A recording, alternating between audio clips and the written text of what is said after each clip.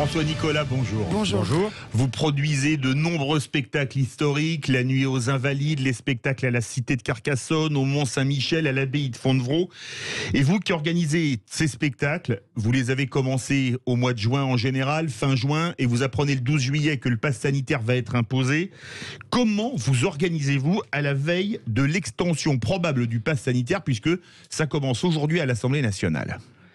Alors d'abord, on a été totalement pris de court, comme tous les lieux culturels. C'est-à-dire qu'on nous annonce une jauge à 1000 personnes pour le pass sanitaire, et puis une fois qu'on investit, qu'on crée des spectacles avec quand même une intensité capitalistique assez importante, puisque moi j'ai mis rien que sur 2 spectacles, le Mont-Saint-Michel et la Cité de Carcassonne, 1 million d'euros.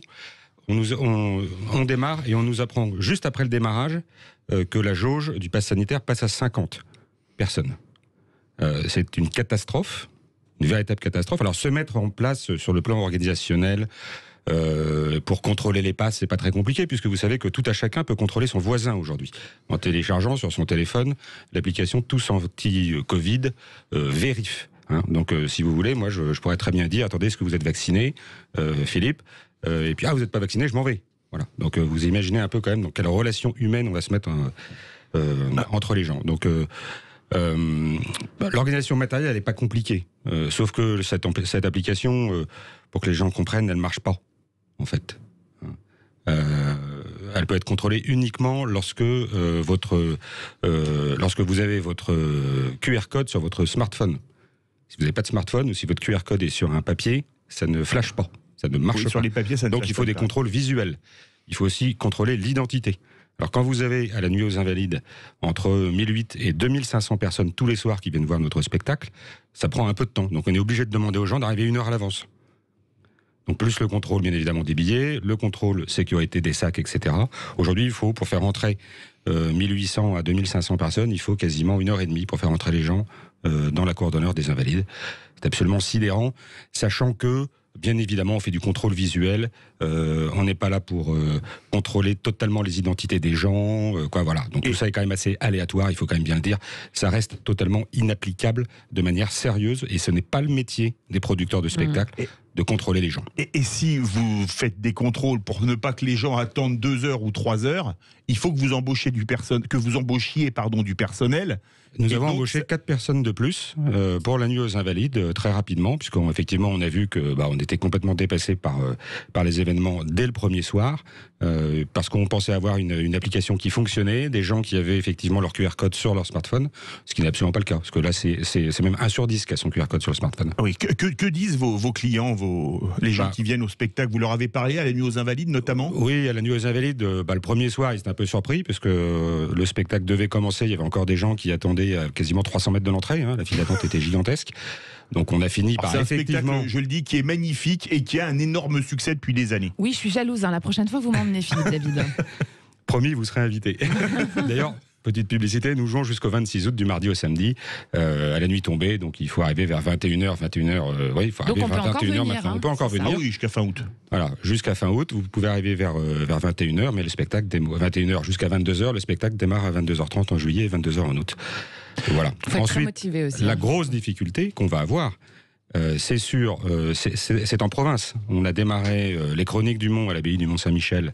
C'est notre 4e année, sur un nouveau parcours bien évidemment cette année. Et puis notre grand spectacle au Château Comtal de la Cité de Carcassonne. Alors ce sont des parcours, c'est des parcours spectacles. C'est-à-dire qu'on est sur les remparts, on est en plein air, on est en plein vent, le soir. Donc le risque de transmission du Covid est quand même, on va dire, totalement inexistant. Voilà, je suis pas médecin, mais je dis il est totalement inexistant.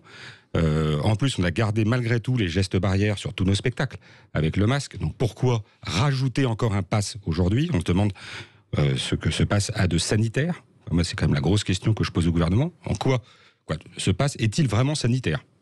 Alors justement, qu'allez-vous faire si on impose le pass sanitaire strict? Vous allez fermer plusieurs spectacles? Alors moi je me suis mis en ordre de marche bien évidemment pour pouvoir contrôler à l'entrée les passes sanitaires depuis à partir de demain. Mais ce qu'on a fait, c'est qu'on a fait des petits sondages la semaine dernière, juste après les déclarations du président Macron. Et là, on s'est aperçu d'une chose, c'est que on a posé la question à tous ceux qui venaient voir les parcours spectacles au Mont-Saint-Michel et à Carcassonne. On leur a dit, s'il y avait un pass sanitaire, est-ce que vous seriez venus au spectacle. Je rappelle que c'est des parcours qui durent 1 heure, 1 heure et quart, pour des prix modiques entre 10 et 12, 13, 14 euros maximum. Donc on n'est pas sur un concert où on va dépenser 250 euros pour une superbe place qu'on a acheté 3 mois à l'avance, etc. Et là, en fait, au Mont-Saint-Michel, 1 personne sur 2 nous répond non. Donc c'est une baisse de 50% de la fréquentation. À Carcassonne, c'est 9 sur 10 qui nous répondent non, nous ne serions pas venus. 9 sur 10. Je peux vous dire que les administrateurs de ces monuments historiques et nationaux sont catastrophés. Ils savent parfaitement qu'il va y avoir une baisse totale de la fréquentation de ces monuments et de ces lieux culturels. Il est totalement illusoire de croire et de dire, comme le gouvernement le dit aujourd'hui, que tous les Français, il n'y a aucun souci, monsieur Nicolas, c'est ce qu'on m'a répondu, il n'y a aucun souci, tous les Français peuvent parfaitement venir dans tous les lieux culturels aujourd'hui, il suffit qu'ils se vaccinent. Ah bah d'accord. Alors le cycle vaccinal, c'est quasiment 3 mois. Donc là, on est le 15 juillet, 12 juillet, c'est-à-dire que toute la saison est foutue pour tout le monde. Voilà quoi, c'est complètement affligeant. Je pèse mes mots, totalement atterré par cette mesure brutale, dite sanitaire. Et surtout, ce qui m'inquiète beaucoup, c'est qu'on va habituer les gens à sortir un numéro, un QR code pour se parler, pour se voir, pour prendre une bière entre copains. Moi, c'est pas la société dont je veux, c'est pas celle dont je veux, et c'est surtout pas celle que je veux pour mes enfants. Merci beaucoup François Merci. Nicolas, président d'Amaclio Productions, qui fait notamment la nuit aux Invalides, les spectacles à la cité de Carcassonne, l'abbaye de Fontevraud, le Mont-Saint-Michel, etc. Et on suivra de près l'évolution en fonction des décisions du Parlement et du Conseil constitutionnel, comme il y aura un recours, ma chère Judith.